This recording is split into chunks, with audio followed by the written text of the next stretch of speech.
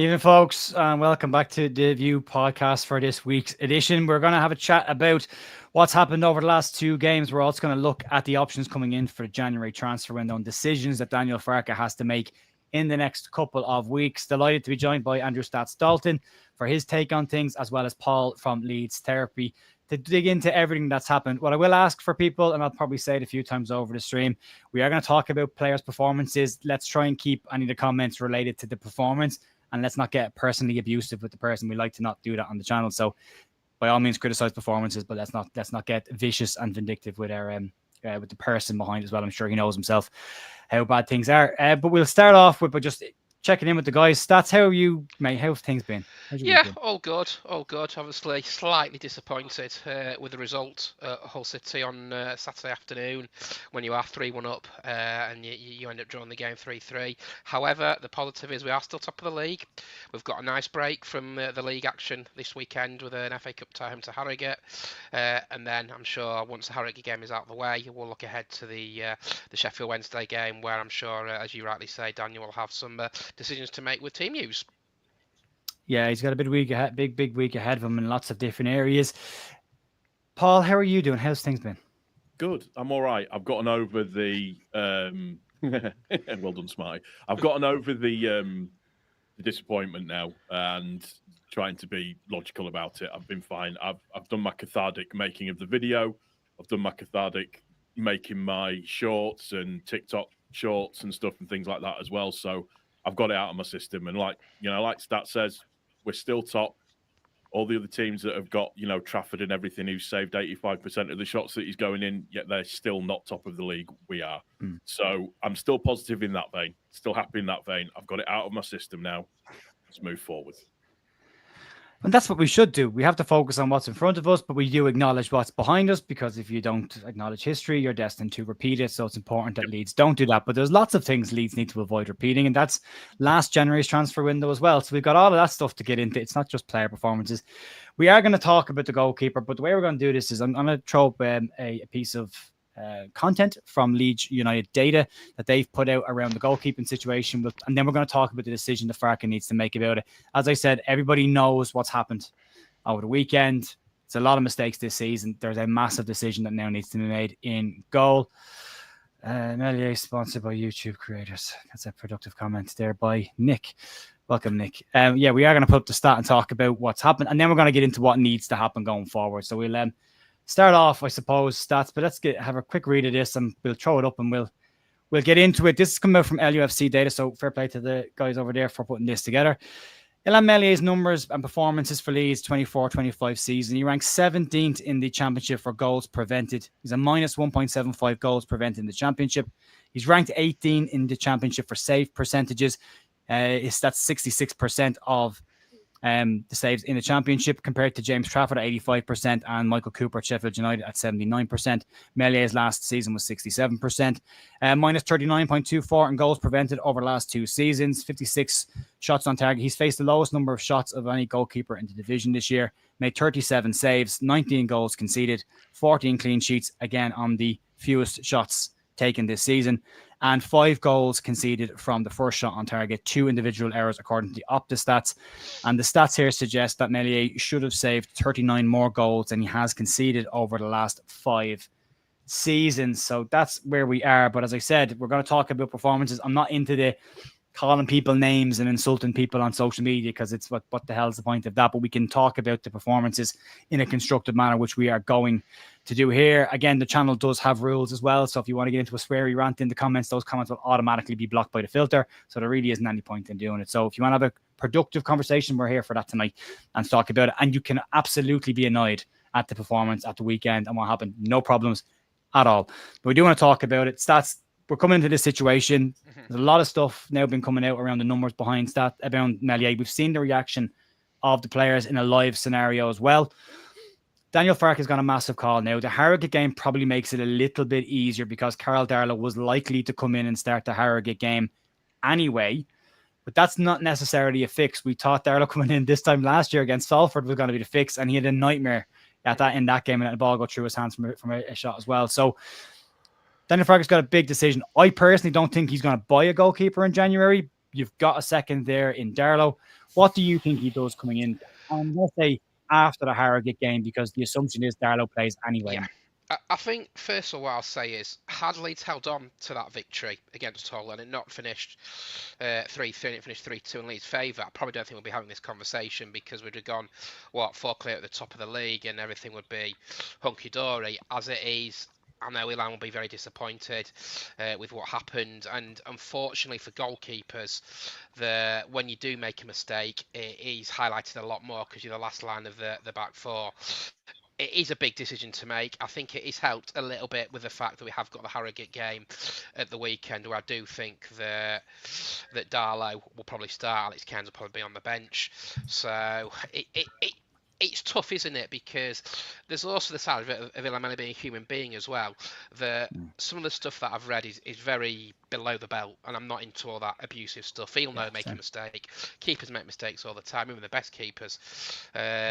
Even the best keepers make mistakes as well, unfortunately. So it happened. It's the last line of defence. Leeds have got 20 league games to get to the promised land of the Premier League. He's got to balance it up. Daniel Farke has got to balance up, saying, do I keep with Meslier?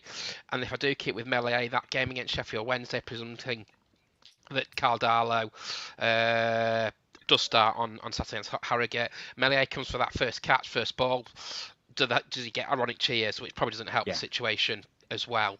So, and then if he does make a mistake against Sheffield Wednesday, it makes his situation doubly difficult.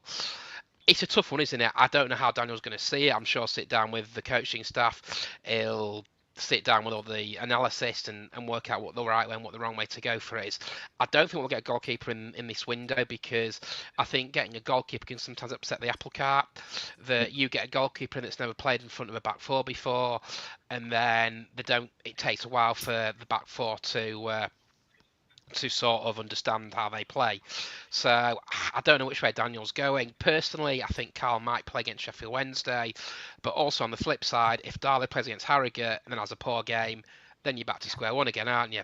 So he's got a lot to weigh up. I think the situations we've got to get through Saturday, get into the fourth round of the FA Cup, and then come next Monday, we'll start sort of the build-up, and he'll look at it and see where Ilan is mentally as well, because I'm sure he'll realise he's made a mistake. I'm sure his confidence will be a little bit lower than it has been in the past, and he'll realise, hang on a second here, what can I do to get better as well? So a lot to think about. I'm sure the coaches and analysis will have all the decisions, all the statistics there for him, and we shall see what happens certainly on Saturday, and then going forward against Sheffield Wednesday a week on Sunday.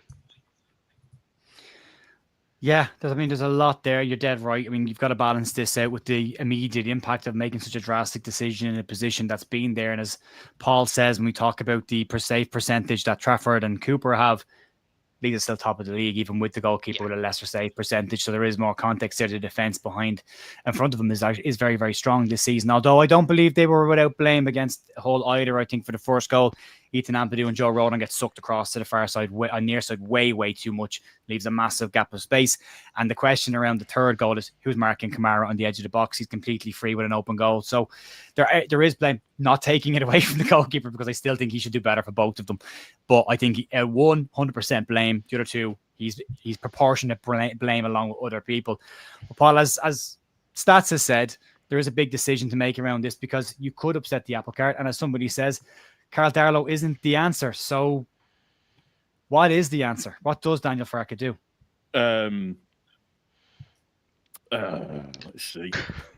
Let's see. What's the right way of working this out? Well, he has to take Meslier out of the firing line, just on a human element side of things. The story goes that he was in absolute tears in the changing room at Hull at the end of the game. That's one of the ones that came out. I don't know if that's true or not, but he was absolutely devastated. But the thing is you look at things that you've seen online, so like the live reaction of Peru, of Ronald and everybody else, and it's that kind of the problem that you've got now is that the defence, I think, specifically the central defenders, don't have the confidence in him that they should have in him in terms of being able to clear everything up. I think Farke's words that he used at the end of the game were quite telling as well, in terms of that you can't, that there's nothing he can say for what's happened. Whereas usually he'd be very, very almost bordering on overtly defensive, which says to me that his mind's been changed slightly. There's a story that's come out with regards to the 49ers saying that Meslier is up for sale. Whether or not that's true or not, we don't know. From the Mail. Yeah, well, yeah, which is usually quite a good source because given the relationship between the Mail and the 49ers, he will. He won't play on Saturday. It'll be Darlow that plays without for the FA Cup game without a shadow of a doubt. And I think that what you'll probably see is Darlow come in for a couple of games.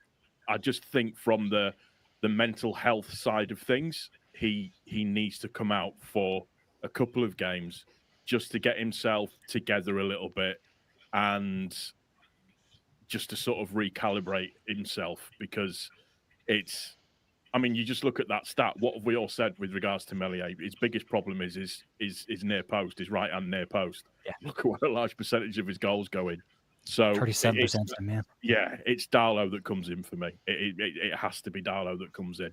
And the other side of it is if our defense wasn't that good, where would we be in the league? And that's the issue that we've got. He's not, and again, that he's made some good saves.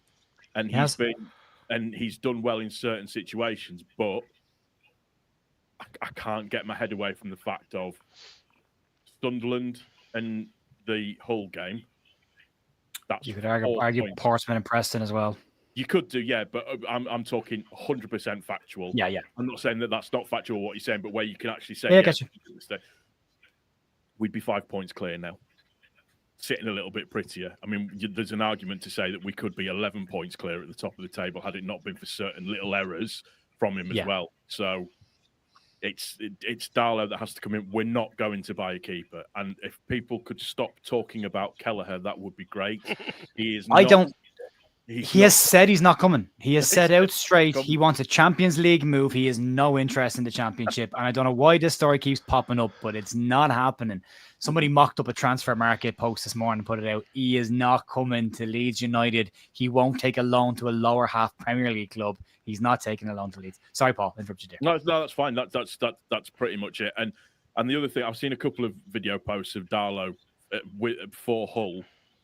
Where a player goes to lob him and he manages to get an outstretched billet. I don't know if you've seen a video on X where he gets the balletic hand to it and pushes it to the wide. You're talking about one save in isolation. Yeah. You could do that with Meslier 20 times over with some of the ones that he's pulled off and saved as well. So that doesn't show us anything, but that still doesn't negate the fact that Meslier has to come out of the squad just for his own sanity. And I think just to give everybody a little bit of a break. Yeah, I mean, from a manager's perspective, he's got two options, as you say, Paul. It's take him out of the firing line and protect him, or double down on his choice and say, no, he's my keeper and I'm backing him. Then the other point that you made is very, very obvious as well, because lip reading some of the comments that were said by Joe Roden on it, he bears to say not again. So you have to consider the relationship with his defense. Do they trust him? Will they pass him the ball? Will they have his back? Will they be overly compensating in the penalty area now? Will we give away City free kicks and penalties because they don't want to expose him? All that kind of stuff has to be taken into consideration. So Farke could just say to the players, he's my number one goalkeeper. I trust him. I'm sticking with him. Doubles down on him and he goes back in goal, which could put him in the firing line for a hell of a lot worse to come and really damage the kid's morale because he is still a kid. Or as you say, takes him out of the firing line, protects him for a bit, and see where he goes from there. But again, the reports today are from the Mail. The Mail apparently will see if their stuff is right by the end of this window, but they've been fairly accurate with conversations and stories they've put out about the 49ers and Leeds since the 49ers took over. They're the ones saying this morning that the way it was worded was 49ers Enterprises have made a decision on his future and decided to move him on. They still says they have to reach an acceptable fee. So given what's happened with him recently, is anybody likely to pay the excessive version of the fee, or is this an opportunity for teams to try and get him at a cheaper price because of all the mistakes that have happened? And in which case Leeds just won't sell him then. So you'll still end up with him in the squad. As Smarty says in the comments, people saying Darlow isn't the option. He has to be an option. Why was he brought in if he wasn't an option? But we could say that for several players this year. We can ask why is Isaac Schmidt still not playing football for Leeds United, considering all the problems Leeds have had. He's not. Why are Leeds playing centre-backs, a centre midfield as a centre-back when they've got centre-backs playing left-back? I mean, there's tons of that to go around. And then in terms of mistakes, most of Leeds' goals this season against us have come from mistakes. Manor Solomon falls over the ball against Burnley. They counter-attack and score. That's a mistake. We lose 3 points there. Dan James doesn't mark the goal scorer for Blackburn in the last game, and he walks in and gets a tap in. There's 2. That's 6 points. And that's without the goalkeeper coming into the equation. So it's not just the goalkeeper that have helped Leeds to drop points. Leeds themselves have contributed quite well this season to throwing games away and making their own problems. And I think we all said at the start of the year, if anyone's going to stop Leeds from getting promoted this season, it's going to be Leeds. We'll get in our own way. And if you look at the goals we've conceded, more often than not, we've made a mistake that's led to that goal. So we're, as a collectively, we're responsible for this as well. So, but yeah, he's got a big decision to make about Mez. But Paul, I'll come back to you first. He has a big decision to make around a lot of things. A lot of the noise in the transfer market at the moment is about Leeds bringing in a centre-back, and talk of Daniel Farke maybe deciding to shift to a back 3 for the second half of the season, and playing with it the other day against Blackburn with Ethan Ampadu as a way to get all of his favourite players onto the park. Players have been linked with Leeds so far. Elvedes seems to be the one that's the obvious one because of his previous relationship with Farke and Mönchengladbach, but he would be a Premier League level signing if you were to bring him in. A very, very good player. And Andrew Amabamadeli, the Irish centre-back who plays, well, he's Irish, I have to get that one right. Yeah, who plays for Ireland and is a centre-back / right-back for Nottingham Forest. Reports of talk around him as well as looking at the likes of Kushishev, who looks like he's going to head off to Manchester City. So the defence seems to be an area Leeds are looking at, surprisingly, and again, some of these reports have come from the Mail as well, so we have to believe there's some smoke in that area. On the decisions Farke has to make around the back line, like just in terms of incoming players, what do you think he needs to do? Is centre-back something he really needs to look at, or are we prioritising the wrong areas here? It's the wrong area. Left back, we need a left back. We need a left back. Firpo's not going to stay past this season, I don't think. I think Firpo will leave. Potentially, but we need a left back. Can't rely on Byram all the time. As good as Byram's done, and listen, I think he's been one of the players of the season so far this season, just in terms of his calmness in and around what we do. Woba's not good enough. I think Woba might go in the January transfer window, which leaves us absolutely up poop creek without a paddle. So. I just need to. I think left back is where we need. Yeah, there's the Mönchengladbach link, and yeah, that makes sense. And yes, that is a Premier League signing, and yes, that will be a statement signing as well. But realistically, who is he coming in for? Who's he going to take out? Is he going to take out Struijk? Is he going to take out? He's not really, is he? Because that partnership is too good. And that's the other thing that Saturday showed us as well. Is as good as we all think Ampadu is, and he is great as a defensive midfielder. He's not a centre back in that one. So it's the wrong place for me. We need to be looking at a left back, definitely. If you were to ask me, it's the 3, the 10, the 9. That's what we need in this transfer window. I would agree with you. Just want to get to a couple of the comments that have come in relation to this. Chris is saying the FFP situation means we don't have a lot of money to spend. Daniel Farke was asked last week about the finances and pretty much said there's no problem with money should we decide to need to sign a player. He was also asked could he rule out a marquee signing coming into the club, and he said no, which would be expensive. You would imagine a marquee player. Strange comment to make. Personally, I thought it was an odd one to say, but we'll talk about Daniel Farke's comments at the end of this because there have been some contradictory comments, I think, probably the safest way to put it over the last couple of weeks. But yeah, there's no issue with money if Leeds need to do anything. But Daniel Farke did say if anyone's going out, someone's coming in first. So we'll get to that in a couple of seconds as well. And then, as JC said, anyone thinks Schmidt would be prime Roberto Carlos? I think the point that I'm making about the Schmidt situation is most managers will tell you they don't like playing square pegs in round holes, and that reasons managers usually give for defeats are we're missing a load of players. We had square pegs in round holes, just didn't happen today. Leeds are voluntarily putting square pegs in round holes when they've got round pegs to go in the round holes. Leeds are squeezing square pegs in, putting a centre back at left back, putting a centre mid at centre back, and leaving a left back on the bench. The obvious one would play the left back at left back, play the centre defender at the centre defence, and play the centre midfielder in midfield. There's no need to start mucking around with it when you've got the players there and you've spent money on them in the summer to bring them in. You would imagine there's some idea of what's going on. So that's where I'm coming at from the Schmidt situation, just to clarify it for you, mate. But Stats, what do you think he needs to focus on? What's the big decision he needs to make going into this transfer market? Because there's some outgoings as well. We'll get to in a minute. One thing I will say, January is a notoriously difficult window to deal with. Look, I know Burnley, they've bought back Ashley Barnes so far, haven't they? He's a 34-year-old former striker. And they bought another right back as well. They bought right back in, haven't they? I know it can be a difficult window. Leeds have always struggled sort of down the years in January. Look, we bought Jean-Kevin Augustin. Look what happened with that one back in January 2020. The left-back situation is quite intriguing for me. Firpo potentially could be back for Sheffield Wednesday. Obviously, we know about the Schmidt situation as well. So, yeah, it's difficult, isn't it? Because you're right, so you want round pegs in round holes. And it's not just Leeds that do it. It's every club that does it as well. Doing in number 10 is Aronson wanting it. He'll probably get a rest this weekend anyway, with it being the cup tie against Harrogate. And the other interesting one for me is the striker situation. He's rotated Joel Pirro. He's rotated Matteo Joseph this season.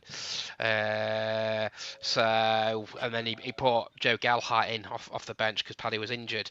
So that's an interesting one for me. There are rumours with Gelhardt, with Patrick Bamford as well. Look, it's only the 6th of January, I think it is. Today we've got to the 2nd of February to decide what we are going to do. It could be a quiet window, it could be a very busy window. There might be players that come out, there might be players that come in.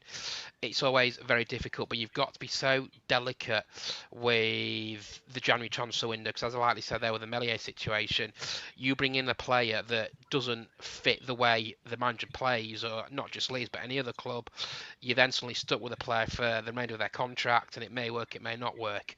So I'm absolutely certain, and I can't agree with what Stu Nick says there, that I think left back probably can wait till the summer. I think we have got enough in reserve, certainly for the end of this season.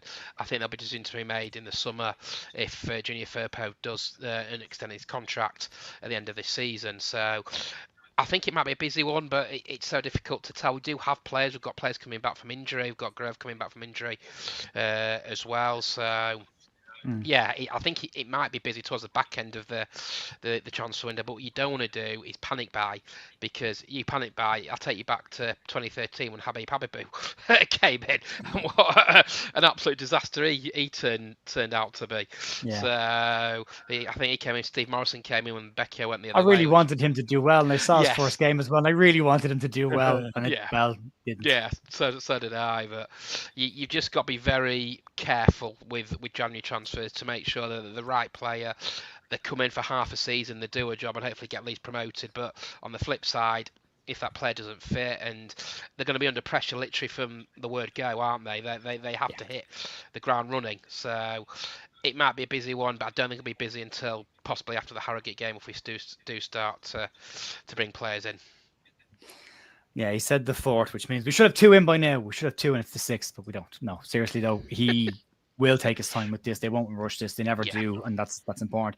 They do need to do something though, Paul, because we didn't last time round and we saw what happened. Looking at Sheffield United, probably bringing Benbert and Diaz back in as well. And at this level, that's a hell of a sign to be bringing in halfway through a season to try and add some extra firepower to you. So he'll have to do something, Paul. But he's got some exits to think about as well, because there's a lot of talk around Joe Gelhardt leaving and what happens with him. Makes the bench against Hull City, but mostly because Pat Bamford's dicky hamstrings were having a day. So Joffrey makes the bench and Paddy pulls out. Talk about Bamford leaving as well, but again, down to the hamstrings and the injuries. Does anyone even come near that one now at this stage? Talk again of Mez going today, and Junior Firpo as well. He's now free to negotiate a pre-contract agreement to move off. Apparently, he says he wouldn't mind staying at Leeds if they put a contract in front of him. Leeds haven't, and his agent is dealing with intermediaries at Betis around possibly looking at a pre-contract agreement to go back to them. So there are some exits. Daniel Farke has to make a decision whether he sanctions them or not, and then what he can even bring in to replace them. But what are your thoughts on the outgoing business, Paul? I think Joffrey should go. Minimum on loan, but I had really, really high hopes for him, and he showed some really, really good tenacity and potential. And I just wanted him to see him do a little bit more, and it just hasn't happened for him. And I think for his own good, I think he's a lovely lad. He's never ever complained or done anything that seems out of the way. I think for his own progression, he needs to go. Unfortunately for me, definitely Bamford won't. Bamford should go, but he won't go because biscuit legs. So it's the same as biscuitless. You can't. There's nothing you can do about that. It just won't happen. Firpo, I think if Firpo was going to go, it won't be until the end of the season. But it's a difficult one. It's a really, really difficult situation. But it's whether or not they get sanctioned. We all know what Farke's like. He will not let people go unless he knows that he's going to get a replacement in or somebody that is better than what he's actually got. From the Bamford side of things, I don't mean this as a slanderous comment. It's not hard because he's not played very much this season. No. I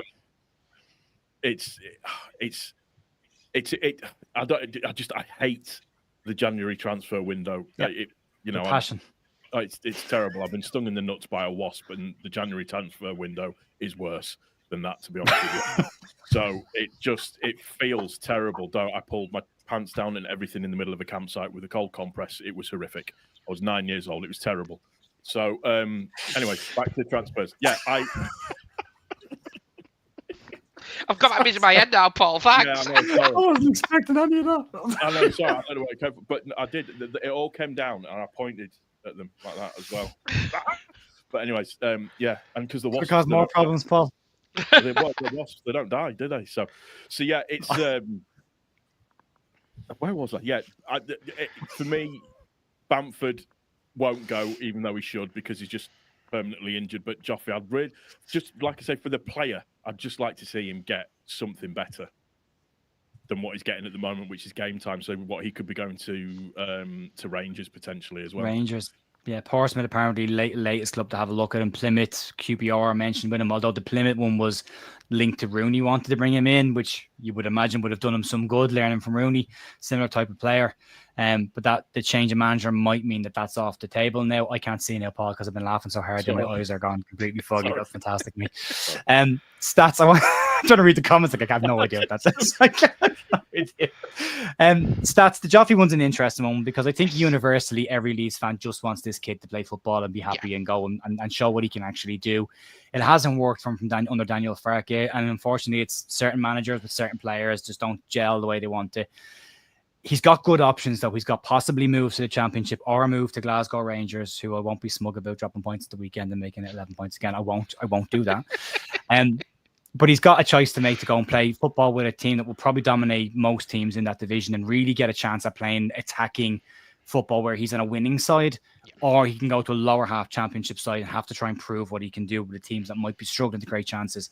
But he has an opportunity, and I'd love to see him for his own sake go away. But your thoughts on him and Bamford as a pairing and what you think the likelihood of them going is? It's difficult, isn't it? Because the system that Daniel plays, he just plays one up top, doesn't he? And at the moment, it has been Pirro will start, or Joseph will start, and Pirro will come on, and Joseph come on, vice versa. If you're Joffrey Gelhardt, you're not getting an opportunity at the moment, so he'll probably see it as a chance to go out and get some first team football. I really want him to succeed. I really do. When he scored that goal against Norwich City, in the 21-22 season, in the last minute, Ellen Road just went absolutely potty, and it was one of the loudest noises you probably heard Ellen Road history. And you thought he may kick on from there, but unfortunately, for one reason or another, he hasn't kicked on. I want him to get first team football. The Bamford one is quite interesting. He came on, played a few games over the Christmas period, then obviously he got a knock in the last game, or we're led to believe, and we don't know how long he's going to be out for. He's got 18 months left on his contract as Paddy, so I think come next January, if he's still at the club, I still think he will be here. Till the end of this January. Whether he'll be here next year, I do not know. Depends, obviously, what league we're in. But out of the two, I think Joffrey will probably go. And for all the detractors that Paddy's got, he has got the experience. And I know he's been injured, but he has been there, done that, got the T-shirt, and he's been in his side that has won promotion under Marcelo Bielsa. So, yeah, I think if one of them goes, it'll probably be Joffrey. And if he does go to Scotland, I think he'll do really well up there. Yeah, I do. I really do think he will. Yeah, and Bamford's come in, and a strange one because you would imagine it'll be a loan with some sort of a wage split to make it affordable if it's a Wrexham decide to go from because they can't be able to afford his wages. But there's no PSR limit down in League One, so if they can be creative with their finances, they might be able to do it. But again, his fitness will be an issue. They're pushing for promotion as well. They won't want to bring in somebody who's not going to be in a position to play. Same as Daniel Farke says with Leeds, no point in bringing somebody in if they're not ready to come and play. So that will be an issue. Maybe he gets past the hamstring issue and he plays against Harrogate. We'll see. The run he went on last year happen again, but we'll have to wait and see. To finish up, lads, I wanted to get into some stuff that was just bugging me over the weekend. I wanted someone to tell me that I'm being a fool here and I'm back down. Daniel Farke has made some comments recently that to me come across as incredibly contradictory. And I think sometimes he makes a rod for his own back when it's not necessarily there in the first place. I think he can avoid some of the stick that he gets by maybe not saying anything sometimes or giving a non-answer. And the ones I want to talk about are Daniel Farke said a couple of weeks ago, and I said consistently, he expects a very quiet January. And Paul is sitting back really comfortable and uncomfortable looking in both senses. So I want to come to Paul first. He says it'll be a quiet January. And then in response to the whole defeat, he says that this is a young Leeds squad and this squad isn't complete yet. Now, if it's not complete, then you can't be expecting a quiet January, can you? Surely you go and fill the gaps and get promoted. In an ordinary world, yes, that's what happens. But in the world of Leeds United, no, that isn't what happens at all. And it's difficult as well. It's just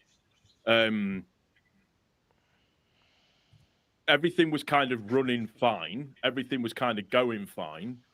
And then the little mistakes trickle in with the two draws that we've just had. And then everybody thinks it's really, really bad, so we need to do something. And it suddenly becomes knee-jerky. And then I think there's that lost in translation in terms of he's not an English speaker in terms of the way that he talks. So sometimes the perception of what he's saying could maybe come across as slightly contradictory, for me to say, or not. You think that he said something different a week ago. This isn't quite right. So I wouldn't read too much into it because it's very, very much quote unquote political speak when it comes to talking about it. And that, as we know, can change hourly when it comes to political speak. So I wouldn't read too much into it, but I understand where you're coming from. The problem is because we're all kind of, as Leeds fans, we're all very tetchy. We're all on very much on edge all the time, waiting. On edge like this all the time, like you've just somebody sliced the underneath of your feet and put lemon juice on it and salt and stuff and try to get you to walk. And so I've had far too much coffee today. And what a great night, Paul. This is brilliant. So we're all like that. So any little thing that we can grip onto as a Leeds United fan that is that helps sort of feed a narrative sometimes we tend to lean towards a little bit. So that's why sometimes you have to take a step back from it and just try and see the wood for the trees a little bit. Sometimes we all kind of get caught up in the being very, very negative, if that makes sense, when we don't really need to be. We're making a mountain out of a molehill when we just don't need to. I will take down my molehill and make sure it doesn't turn into a mountain. Yeah, just because there's a couple more stats. I want to get your take on it as well. He also pointed out that one of the reasons the whole result happened because Bamford and Gruev were missing and they were important members of the team. Gruev hasn't been in the squad for months, missed pretty much the entire season. And Patrick Bamford has been available to him for the last couple of months and he's not used them. So that also seemed like an unusual comment to make considering how the game went and given that these players haven't really been playing for months anyway. I think one thing I'll say on that, and it's always one thing I've always maintained, after games, a manager's basically put in front of the press to basically explain themselves like that. And it's done on Sky, it's done on TV, etc., etc. Sometimes I think they need to take a step back and just sort of go and talk to the players for half an hour, gather your thoughts. And he's not the first manager to say things that fans will be a bit puzzled about. Other managers have said it in the past as well. Emotions were probably running very high after the game against Hull City, and I think he'll reflect on what he said, and I think he'll realise what he said and use it as motivation basically for the rest of the season. Every manager says things in the heat of the moment that they probably don't quite mean or don't quite realise what they're saying, and what have you. So. The thing with Bamford has been in and around the squad. Obviously, Grover, you're right, he still hasn't played since Norwich in October. So I think sometimes it's so easy to beat Leeds with a stick, especially when the results don't go their way. And as Paul rightly says there, we're still top of the league. We've drawn 2 games, and it's very fine margins. We were 5 minutes away from beating Blackburn if we held out against Blackburn on New Year's Day. We're 5 minutes away from beating Hull, and we could have had 4 more points. We haven't. But what I will say is teams will drop points between now and May the 3rd. There's a lot of football to be played. There's 60-odd points left to play for. Leeds are still in pole position before we get to the run-in. If come the time we've played both, I think Burnley, Sheffield United and then Sunderland, I think that's all in the space of sort of February time, you assess the situation and Leeds are top going to the last 10 games of the season. Everything's all rosy. We're very quick, not just Leeds fans, but as football fans in general, and social media doesn't help because it's so knee-jerk and it's so instantaneous that you go on social media, you see the reaction after Hull have scored their second goal. It's sell Meslier, flog Meslier, this, that and the other. Mellier's useless, this, that and the other. And sometimes, and this is why I don't go on social media until after the game, until it's kind of all died down, take a step back, reflect on it. We're top of the league, we're 1 point clear, we've got 20 games to go, we're still in a very good position. Yep, and very well said. And as awful as we've been for the entire first half of the season, Leeds will go into the second half of the season top of the table. So it's not that bad, and it's never been that bad. We've been in and around it, and then we're still top even after everything that's happened. So there are gaps to fill in January. I hope the club just identify that. Don't do what you did last year. Don't sit on your hands and think you'll be fine. Every January we've said we have enough. Something's happened, and we haven't had enough. The March international break is coming up. It's damaged us for the last 3 seasons in a row. Need to make sure that we're covered there as well. And we'll see what happens coming into the Harrogate game. We have James Marshman popping in tomorrow night, 6 p.m. to talk about the transfer window and his thoughts on the first half of the season. Obviously works for Team Talk, but is also a Leeds United fan as well. And Ben Jacobs will be here at some point over the next 2 weeks as well, just sorting out a date with Ben, and he will be joining us as well to have a look at Leeds transfer targets as well. And then back with the news in the morning. You can check that out, folks. Massive thank you as always for supporting me and the channel. But I want to check out what's on with Leeds Therapy this week. Paul, what's going on over your end this week? I'm going to do a bit of revisionism. I think halfway through the week, I'll be doing a little video on Farke and just the team as a whole, kind of like a half season. Little bit of a Review. chat and just Gotcha. the usual short form content that I've started doing, which seems to be working quite well for the channel. So that's what I'll be doing, and I'm sure there'll be more stories of me being stung in the nutsack and other little things that I've done that we can bring up at the same time as well. So yeah, bring your homeopathic remedies to that one, kids. Yeah, if you're floating around your house wondering about what to do and you're into some ball stinging content, then head over to Leeds Therapy for all of your waspy needs. You'll get it there. Stats, what's going on with you this week? Are you heading off to the Harrogate game as well? Yes, or what are you bit doing? of the Harrogate game. A very strange kickoff time, actually, isn't it? At 5:45 on a Saturday evening. And I know we'll talk about this more on Thursday evening with the build-up, but I still love the FA Cup third round.